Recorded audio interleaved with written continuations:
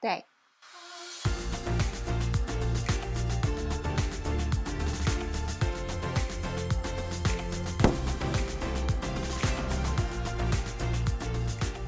Hello everyone, welcome back to Foster the Meeple, a channel all about board games, board gamey things, and music. I am here again today to do another pumped up Kickstarter. And for today's pumped up Kickstarter, we are going to be talking about Luthier or Luthier or Luthier. I don't know, I'm just a simple Canadian, so I'm going to call it Luthier, even though I know that is probably not the proper pronunciation, but we're going to go with it. This game is published by Paverson Games and is currently on Kickstarter. All the links, everything that you need to know is going to be in the description below. Before we get started, I just wanted to mention that this is a prototype, and that means that anything that you see is subject to change, okay? So as per usual with our preview videos, I am going to do a little overview and then jump into a discussion to help you figure out whether or not Luthier is right for you. So let's get into it.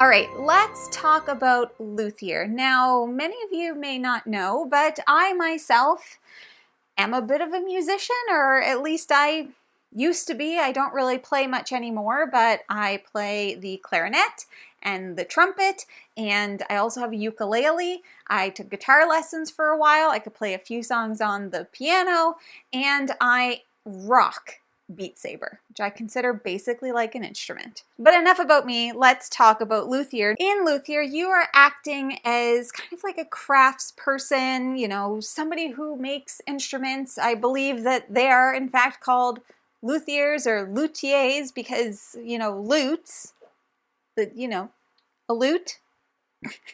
That looks like a banjo, but to me that's a lute. Anyways, you are acting as a family who, you know, you're a family of craftspeople, and that's what you're doing. You are making instruments and you are repairing instruments, and you are doing that to satisfy your patrons.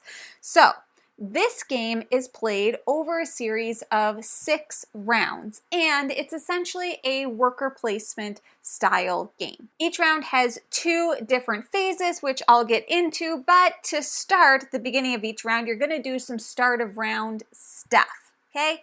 Some of that is going to make more sense once I actually explain how the game works, but just know at the start of the round, you're going to be collecting some start of round bonuses, which will include your patron bonuses. Now, you start the game with a patron kind of on your workbench, and that is somebody that has some needs that you are trying to fulfill. Throughout the game, you're going to be able to gather and gain more patrons, but in this start of round phase, your patron is going to give you some kind of a gift because you're currently in their good graces.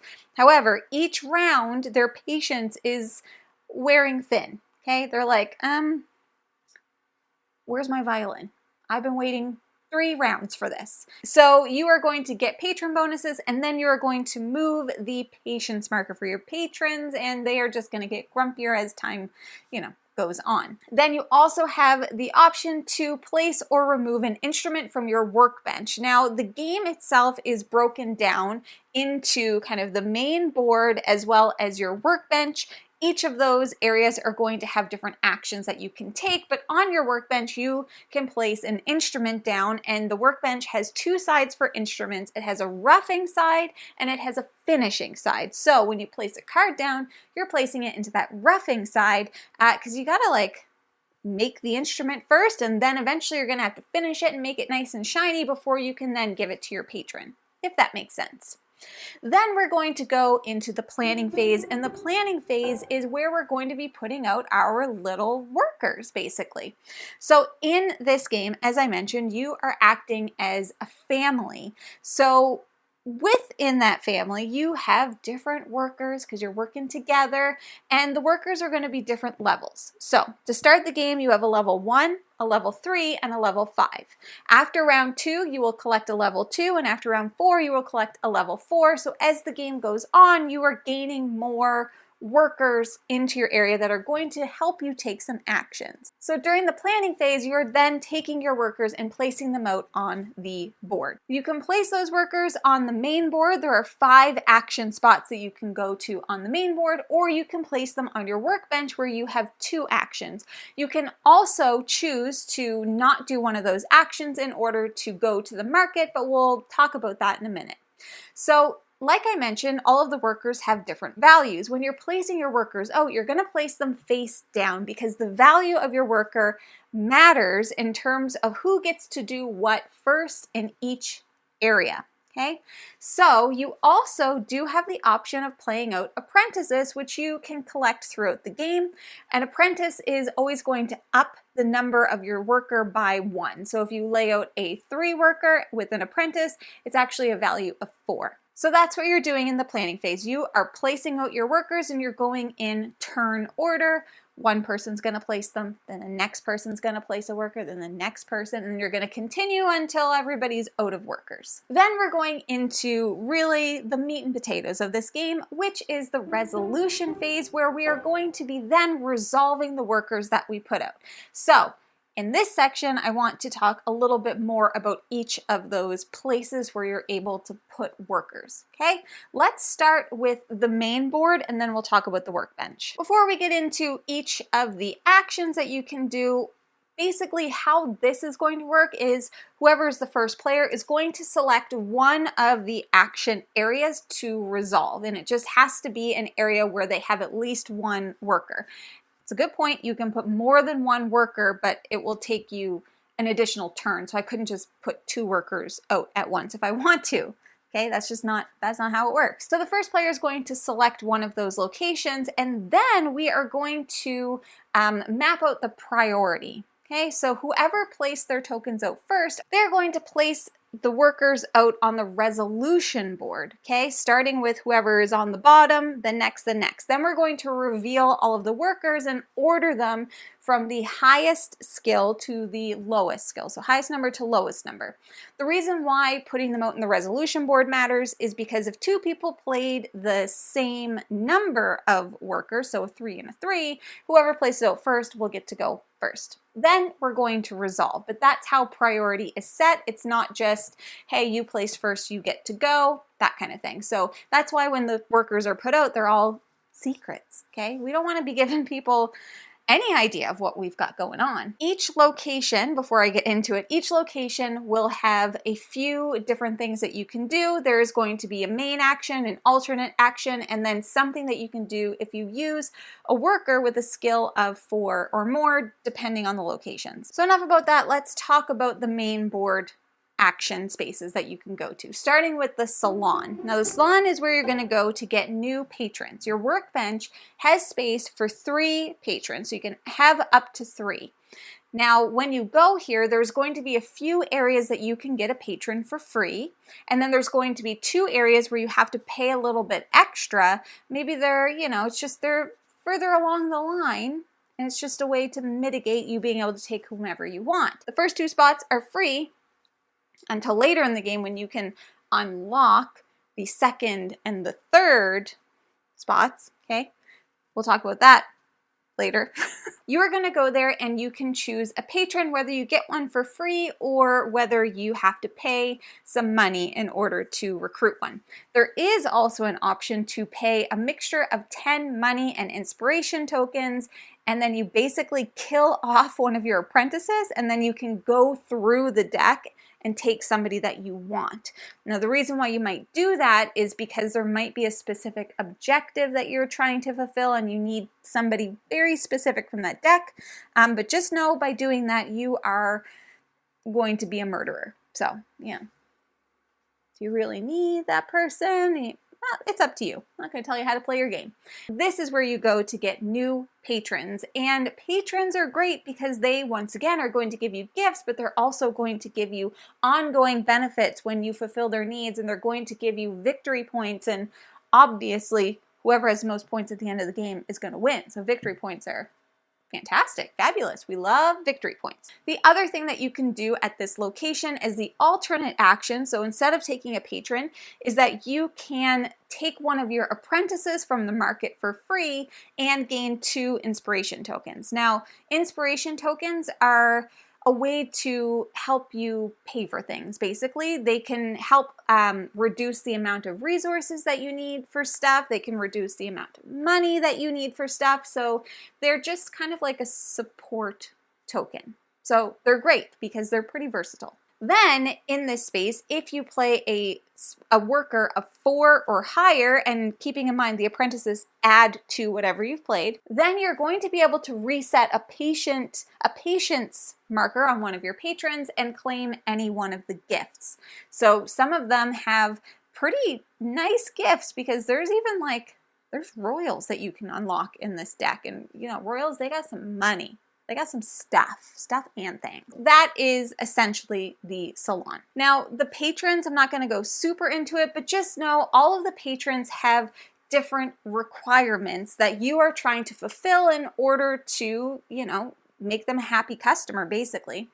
They're all going to have one main thing that they want, and that is a type of instrument that they want you to make for them. Okay, then many of them are going to have secondary things that they want, and that is often going to be for you to repair a certain type of instrument or perform with a certain type of instrument in a certain style of music. Everything that you need to know is listed on the patron card, but just know that's kind of what you're working towards. Basically, you're trying to fulfill you want to fulfill their order.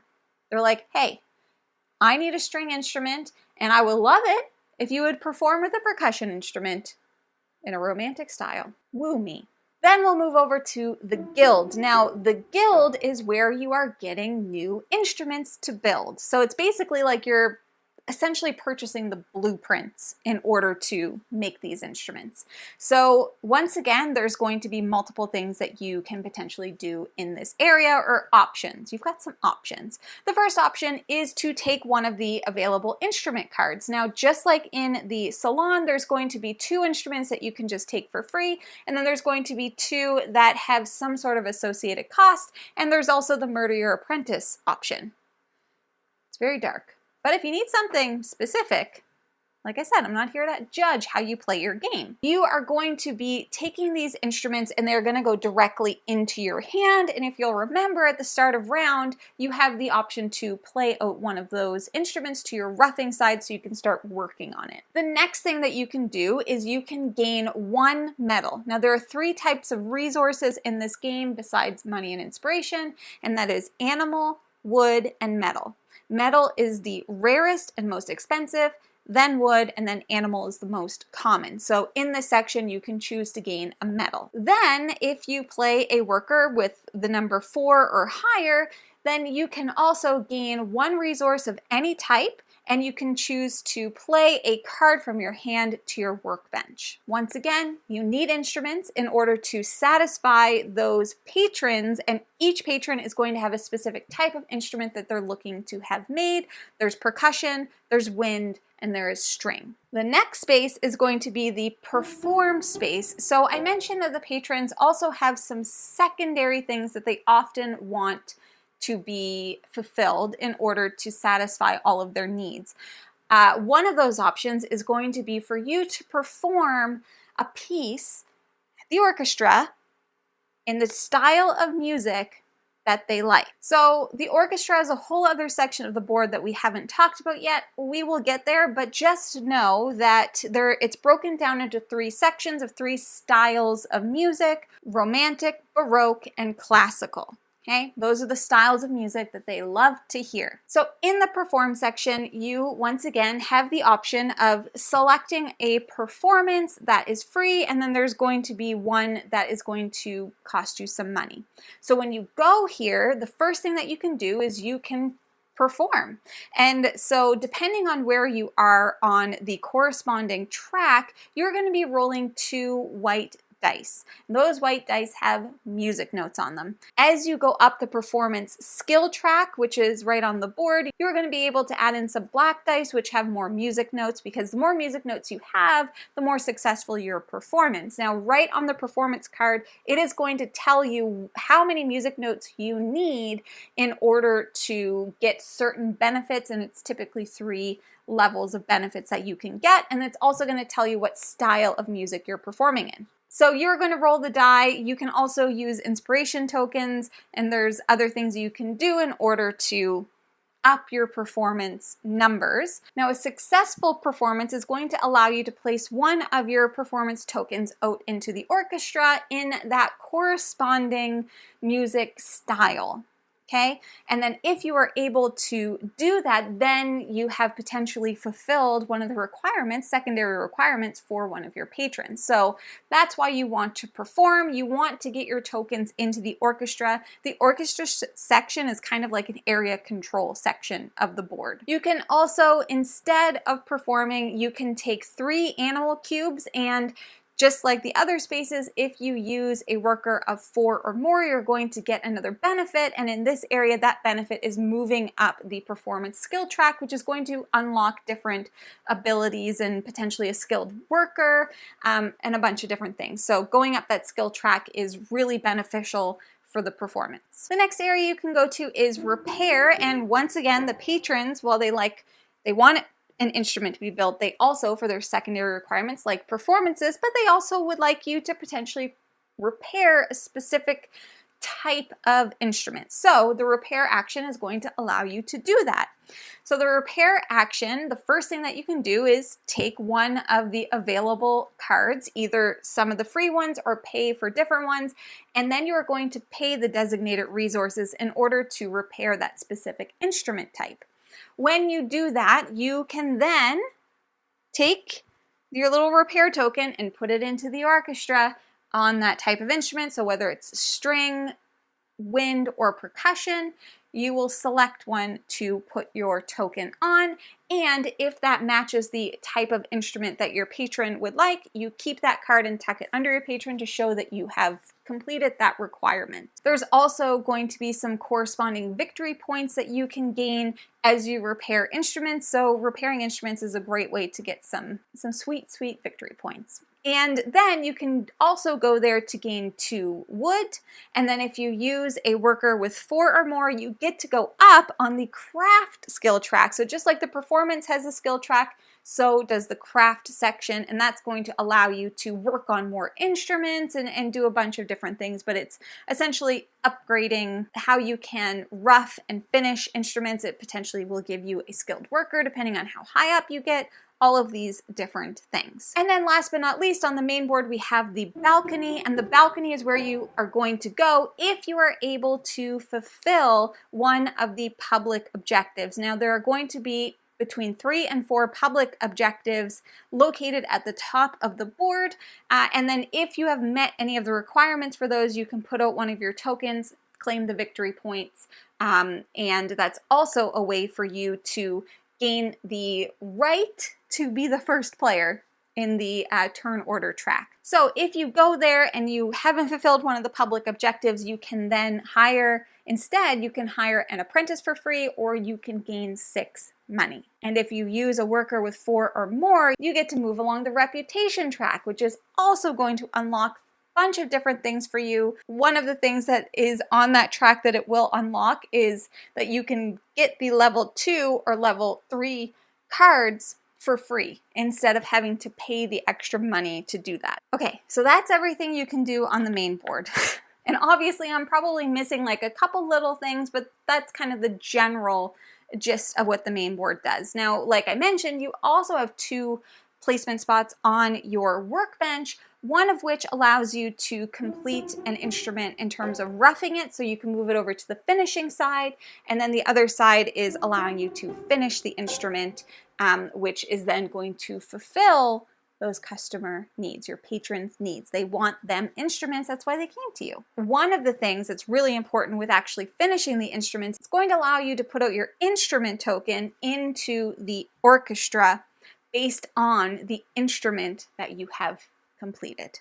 Okay, so let's just talk about the orchestra.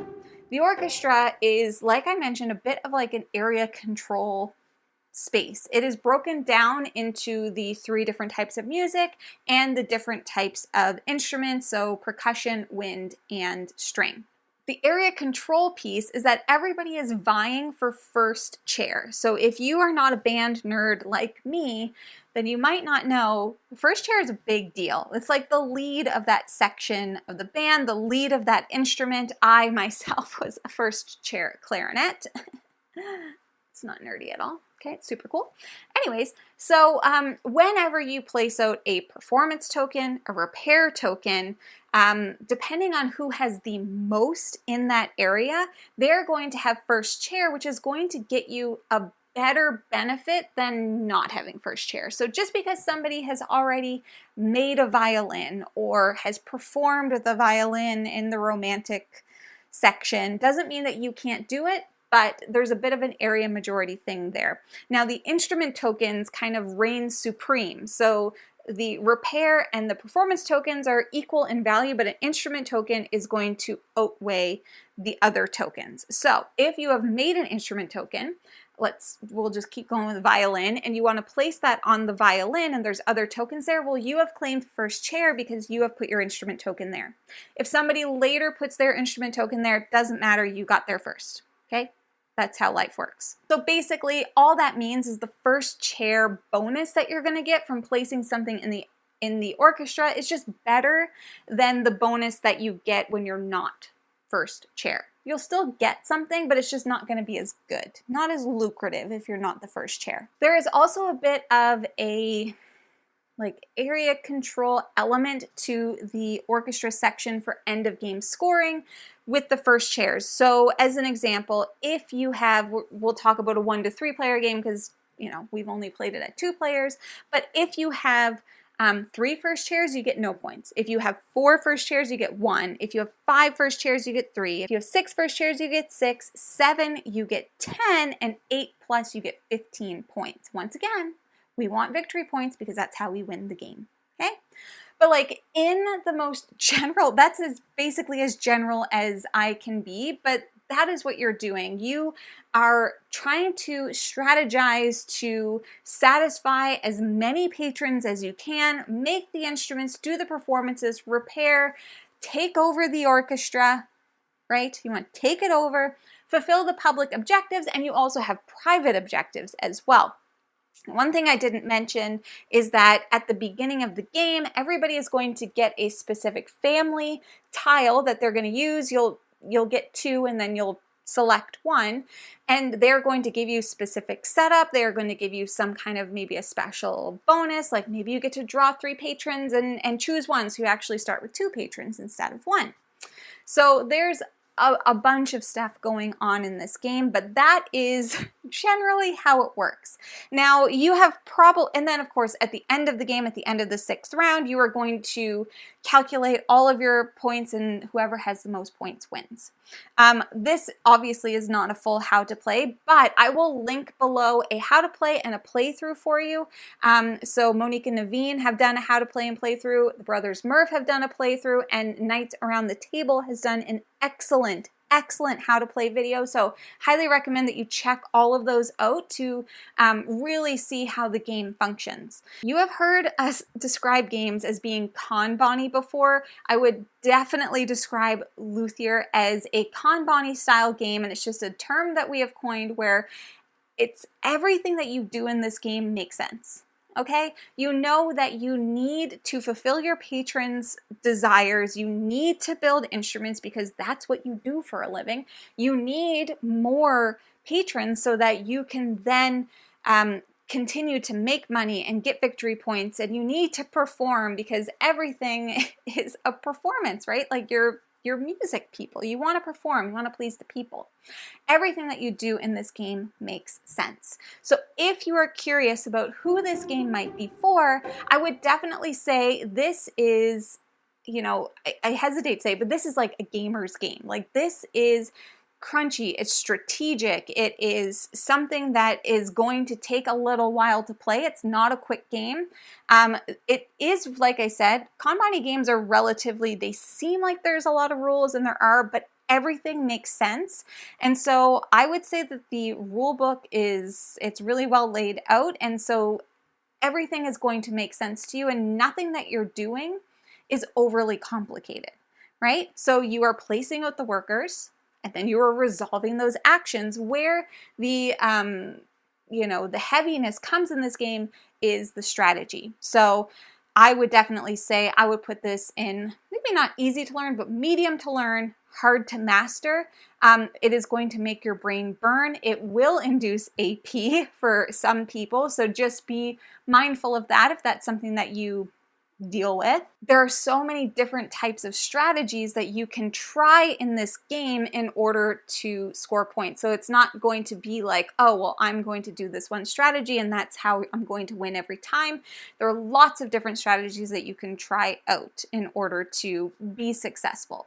So if you are looking for a heavy Euro-style worker placement game, if you enjoy the music theme, there is some history. All of the patrons are all real people, and I didn't even get into the skilled workers that you can get when you unlock from the tracks.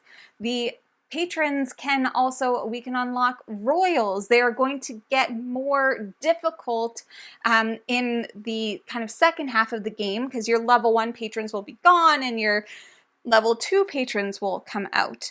There's also the market that you can go to where you can buy and sell resources, and you can hire apprentices and all of these different things, and that market's going to reset every time. There is a lot going on in this game, but like I said, everything you do makes sense. And while it's heavy, I would say that this is the kind of game that if you have played other games, specifically actually if you have played Distilled, I think that this is just a slight step up in terms of complexity from Distilled, which once again may appear to be a heavy game, but everything you do makes sense. And when that happens, it's a little bit less of a hurdle to learn.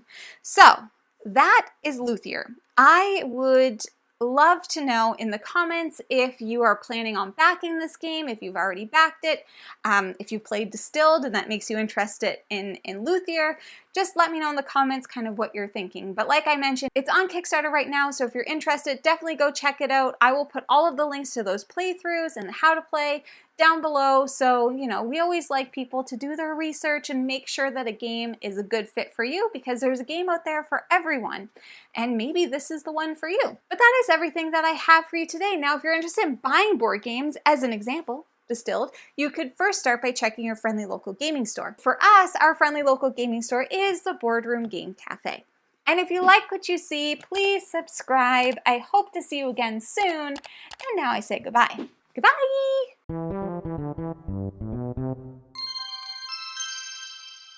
Okay, we're all on the same page. Perfect.